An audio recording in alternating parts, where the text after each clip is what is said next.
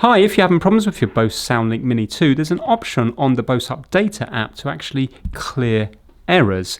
So get the Bose Updater app, just Google it or go to btu.bose.com, and then once you've got it, plug in your Bose device into it via USB. So plugging that in there and wait until it's recognized.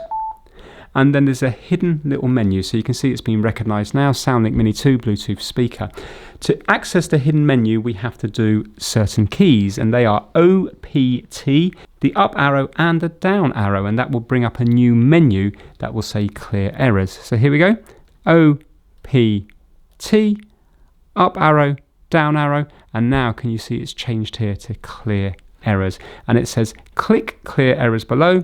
After the tone, disconnect and reconnect the USB cable from the product, and it says if the battery LED starts flashing, success, please disconnect the product from the computer and fully charge the battery. So it might be useful if you're having problems charging this. Now this isn't faulty, it was faulty but it's now been fixed. I just wanted to show you that there is a hidden menu here where you can clear errors on your Bose product. So that is it. If you're just experimenting, then you can just unplug it and keep using your speaker as normal. Thanks for watching.